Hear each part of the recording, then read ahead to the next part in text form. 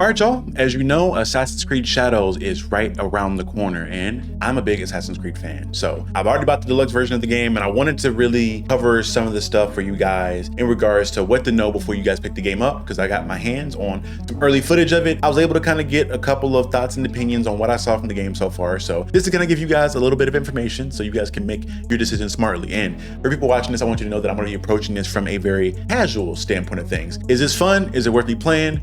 Am I going to enjoy this thing? And I'm here to give you guys that information. So without further ado, let's get into my thoughts and everything you should know for Assassin's Creed Shadows before you buy it.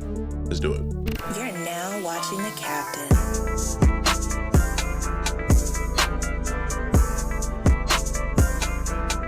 So before I get into anything, I do want to let everybody know that this version of the game that I saw is not the final version of the game. So take everything that I say in this video with a grain of salt, because in the 2 days until this game comes out, there could be things added or changed that are slightly different from my video. So just give you guys that update there, that kind of red flag. But without further ado, let's kind of dive into the first thing that I want to speak about, being the gear. For me, customization is a big part of a lot of the games that I play, especially in a game where I'm pretty much diving into the story of a type of character that I love. And this being something that I love, being Shinobis and Samurai, I was really excited to see what kind of customization was going to be offered with this game, and to a little bit of my sadness, there isn't a lot. For the most part, the game offers you a headpiece and a torso piece for both Naoe and for Yasuke in this game. So there's not a lot of room for different customization outside of what I believe is going to be like dyes that you can use to change up the different color schemes of different armor, or maybe certain armors being legendary or certain rarities that have certain unique looks that you can utilize as well, which again is something very similar to prior Assassin's Creed games and games like this in general. Outside of the customization aspect of the gear, there is additional stuff that I want to talk about that I think is also interesting. The gear in this game seems like it's going to work very similar to prior Assassin's Creed games like a Assassin's Creed Odyssey, or in my favorite, a Assassin's Creed Origins, where it's going to have certain stats that are going to help you deal certain damage or play in certain ways. Or each gear piece is going to have a certain stat that's going to allow you to customize your build with the character into a traditional playstyle that is more accustomed to how you want to play the game. So if you are Yasuke and you want to go guns blazing and use all the Teppo rifles that are in the game, or you want to use the katana, well, make sure you're finding gear that complements your playstyle. If you're Naoe and you want to have certain types of assassinations or use certain types of weapons, well, let's make sure that your gear and the perks on that gear reflect that. And that's something that I really think is going to be dope, because it is going to allow you to play in a couple different ways, and it's going to be a big way of promoting replayability. And I think that's the name of the game worth a single player game like this that doesn't have a multiplayer, is how can we make players want to replay this game? And I think it starts with just having a different plethora of ways you can play the game. And this is the main way to do so. So moving on from the gear into the weapons, there's not a lot to talk about either. For the most part, for both Naoe and Yasuke, you get to have a primary weapon and a secondary weapon. And it doesn't seem like there's a kind of a restriction on what weapon you can put in what slot. Yasuke has a wide variety of different weapons you can utilize, from the traditional long katana to the kanabo, which is a big like blunt weapon that you use to kind of bash people's brains in. He has bow and arrows that he can utilize as well as these rifles that he utilizes, and a traditional naginata, which is pretty much just a spear for people that don't understand what that is. On the Naoe side of things, all I noticed was a short katana and a sickle, ball, and chain that she utilizes. So for the most part, the weapons in this game are not very varied in this version of the game. So I'm hoping that when the final version of the game drops, that there will be a little bit more of a wider variety of weapons. Where Naoe lacks in weapon variety and versatility, she for sure makes up for in the different abilities that she's going to have within the game. So the skill trees in this game are going to be very reminiscent to me to a Ghost of Tsushima, in the aspects of there being different departments and aspects within the weapons and the actual abilities that you have as an individual character that you can upgrade to give you different cool abilities throughout the game. For Yasuke, that stuff is just including skills for each weapon, as well as him being a whole samurai. And now it's a similar thing in regards to her having skill sets for her weapons that she can utilize and upgrade throughout the game to build up certain playstyles, and also her basic skills as a shinobi. The different abilities you can unlock are probably what I can best describe as God mode abilities. And again, it's very reminiscent to the Ghost of Tsushima games. For the most part, you have these abilities that while you're in combat, you can utilize off the fly that hit a lot harder than your traditional regular attacks will.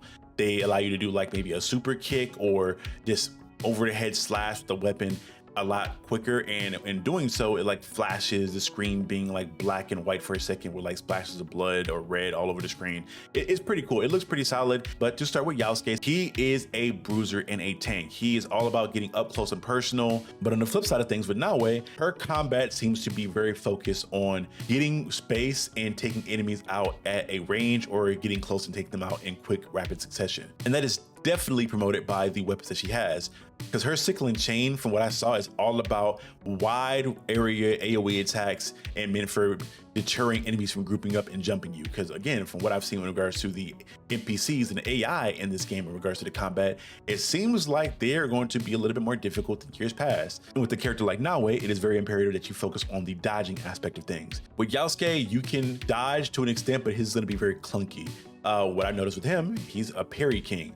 With him, again, you're going to be playing very similar to a game like a Black Myth Wukong or Ghost of Tsushima, where you're focused on countering and dealing heavy damage in your counter attack versus the dodging that Naoe has. So again, they play very differently in regards to their open combat, and the differences don't stop there in regards to how these two characters play. But I do want to make this very clear that these characters are very different, and I keep harping on this because I do want to address the quick drama that there was with the game in regards to people not being able to accept the fact that you have Yasuke in here and he is not taking away from the actual Shinobi assassin that is in the game. People playing this game will more than likely, like myself, be more focused and leaning towards playing with Naoe just for the factor of she is more familiar to the assassin that you were used to playing in previous games. So I'll be playing with Yasuke in different missions, but for the most part, I'm gonna be playing through like 90% of my game on the first playthrough using Naoe and all her stealthy abilities. And man, let's get into the stealth aspect of the game. The stealth in this game seems like it's going to be very interesting and layered. And just like with the open combat and having different ways that you can play there, the stealth has different ways that you can play it in regards to the pacing of it. So obviously, if you wanted to go the guns a-blazing route that games like Assassin's Creed Mirage promoted, where you were able to take out people in succession really quickly in regards to those assassinations, you could do so. With skills, with items like smoke bombs, you can throw them and just like rush targets and assassinate them in quick succession, or you can take the approach of like most of the older Assassin's Creed games and methodically plan out how you're going to kill enemies by using the environment around you, like explosive barrels, or just separating enemies off to get them off by themselves to take them out one by one. Outside of the traditional stealth stuff that I mentioned up until now, there is a mechanic coming back into the game that I have been waiting for and praying for a long time now in regards to Assassin's Creed games. That being the ally assassination, or just the ability to call a ally mechanic. It started in Assassin's Creed Brotherhood, where you were just able to press a button and bring in a swarm of your assassins that are in your guilds to come assassinate people or just help you in an open brawl. And it seems like this is going to be very similar to how it operates in Assassin's Creed Shadows, except it's going to be more personalized. It seems like the allies you make throughout the world, or different assassins you get in your hideout, are going to be the people that are going to assist you with combat or different assassinations that you can call in. And it's going to be very dope, man. I've been waiting for this mechanic to return for a very long time, because the aspect of building up a guild and a hideout and making friends with other shinobi and assassins within your world, it only makes sense to be able to call them in and help you out with group assassinations, or just be there in general. I'm really excited to see how broken this thing can get, because this is a mechanic that I absolutely adored abusing in Assassin's Creed Brotherhood as well as Revelations. Another thing to be mentioned in regards to stealth combat as well as just regular traversal in the world is the parkour. The parkour is probably damn near the most important thing in any Assassin's Creed game, just because we come to see these assassins go from rooftop to rooftop and climb in windows and just dive off of buildings. And I'd like to report to you guys that this game seems like it's going to be very smooth in that aspect. A mechanic that is going to assist you with getting around the world easily is something that is different and new to the series. Historically, we've seen different innovation in regards to traversal within Assassin's Creed, being the hook blade from Assassin's Creed Revelations, or even the super grappling hook from the Assassin's Creed Syndicate series. This game features something that's a little bit more in between. It's not the most stellar thing, but it is a grappling hook that allows you to get vertically in an environment very quickly. This seems like it's going to be something cool and very much a product of the time of this time period. Again, I understand it's not anything new or groundbreaking, but it's something that adds a little bit of a layer to the parkour and a little bit more of the mystique to the character. So I'm excited to see how these things and these mechanics evolve throughout the game as you get deeper and get more perks and get more resources to upgrade your base. And that's probably the next thing I want to get into is the hideout and the bases that you get. One thing that's going to work in addition to the hideout being the I guess, fast travel system and how things work. As you're going throughout the world, you're gonna run into these things called kakurega that are going to be like essentially mobile hideout stations that are going to allow you to fast travel from place to place, as well as manage your own hideout individually and customize it while you're out and about in the world. And this is important for a few reasons, because the hideout is going to be very instrumental into you developing your skill tree and developing your character in general and the different assets and weapons you have at your arsenal. Main example being that when you upgrade your hideout to a certain level, you're able to add additional perks to the different gear pieces and weapons that you have. So if you go about it the right way and you build out a really dope hideout, you can make your character significantly stronger just by doing so. Even further layer with these kakurega, there's an aspect to it that is going to be very familiar to a lot of different Assassin's Creed fans that played the game historically, and that's having a synchronization point. These, for the most part, are made mostly for Naue, which I think you can climb up to the top of these using Yasuke, but for the most part, they're used for Naue so she can get to the top of these things and kind of operate in them very similar to like an eagle vision from Assassin's Creed Origins, to where you can see everything in the immediate vicinity around you, regards to missions, objectives, and even plan out certain assassinations and things like that while you're in your environment, help you find out and scheme what you're trying to do. In addition to these synchronization points, there is another returning mechanic to the game that's going to be slightly tweaked, and that being the quote-unquote eagle vision. In this game, it's more so called the like observation ability, for lack of a better term, where you're able to just like hyper focus, and you'll focus in on the different objectives you have throughout the world, as well as something new that I thought was really dope. It gives you the ability to eavesdrop on different conversations. You're just focusing on different NPC conversations. You literally can like hear what characters are saying as if like they're right next to you, and it's kind of cool. Again, I'm really excited to see how they dive into the actual Shinobi aspect and what Shinobis are actually used for within this world, and them being made for assassination and made for gathering intelligence for the different people in this world. The last aspect of the game to talk about that I thought was pretty important was the enemy types. I spoke on the combat before, but I want to speak on the things that you're going to be fighting against in this combat. The game seems to have a pretty wide variety of enemy types for you to fight. Nothing too dissimilar from what you've seen historically in regards to the traditional brute, the people that are focused in the elite combat stuff with like spears or certain katanas that are going to be a little bit more difficult to take down, as well as the ranged enemies. But additionally, something that I feel like was kind of new to the series in my opinion was the Shinobi, which are kind of a upgraded version of the elite guard that you see in different aspects of the Assassin's Creed franchise, like the Berserkers or I think the Jesuits in Assassin's Creed Revelations.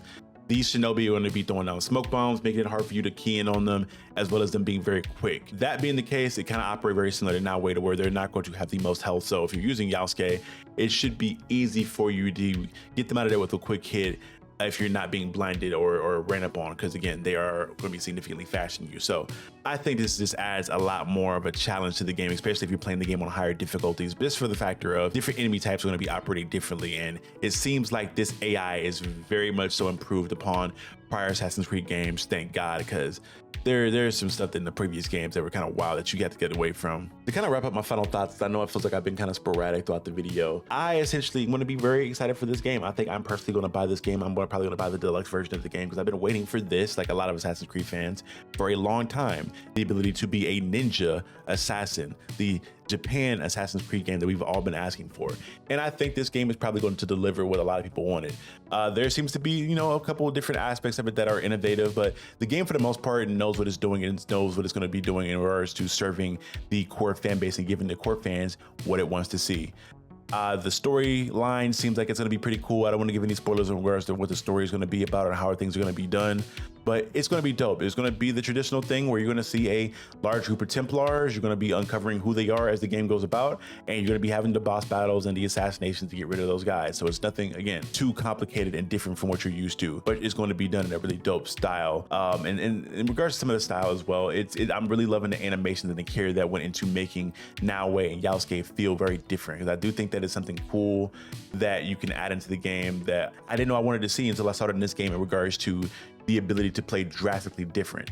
With an assassin, you kind of have to stick within the bounds of being an assassin. But the fact that you have Naue who can do the traditional Assassin's Creed things that you're used to seeing from like an Ezio or a Connor Kenway or a Haytham Kenway, it's going to be able to showcase how a brute or it's a larger individual in that game or in that world is going to be able to play. You get a really good drastic difference in playstyle, and I think it's just dope all around for replayability. And again, replayability is the key phrase here for this game. This game being one that is really focused on single player and not having in multiplayer aspects like the Assassin's Creed Brotherhood online multiplayer. I think you really need to lock in on making this game and making each character play very differently and feel very different. As I said before, I'm going to be playing through most of this game with Naoe, but I'm going to be excited to go back and play through a lot of those same missions with Yasuke to see how things differ.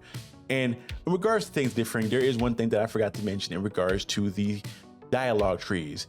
This is something, again, that is not very new and innovative in regards to Assassin's Creed, but something that I'm really hoping for is a very in-depth attention at this dialogue tree, because for the most part, when you have dialogue trees in these games, it's not very diverse. It's not very well put together for the factor of some of the options you make don't really affect the overall narrative for a lot going forward. For this game, it seems like there are some dialogue tree options that are changing the story up slightly, but for the most part, it's not going to really alter the overall big arcing point of the game, at least up until the point of the game that I've seen. I will be making content around this game. I'll be doing a walkthrough as for me playing through the actual storyline itself, as well as having different videos regarding the different builds or ways that I personally want to play the game. So if you guys want to see all that stuff, stick around and find out. And again, I apologize for a lot of the probable rambling. So if my editor Kuhn, thank you so much for trying to put this shit together and make it make sense. I appreciate you more than you know. This is going to be hopefully a really dope game. So, but y'all get in the comment section below. Y'all let me know if you guys enjoyed this video to any extent, or if you guys are excited to play this game, or is there a mechanic or a thing that I mentioned in this video that you're really excited about in regards to playing the game. Or let me know if you just don't want to play this game at all, or you're just gonna wait for this thing to be on a discount. But all in all, thank you guys so much for watching the video. This has been Captain Diesel of Captain Diesel's Dojo, covering everything you should probably know from a casual's perspective on Assassin's Creed Shadow before you buy it. So we'll see you guys next time, and be good people. Peace.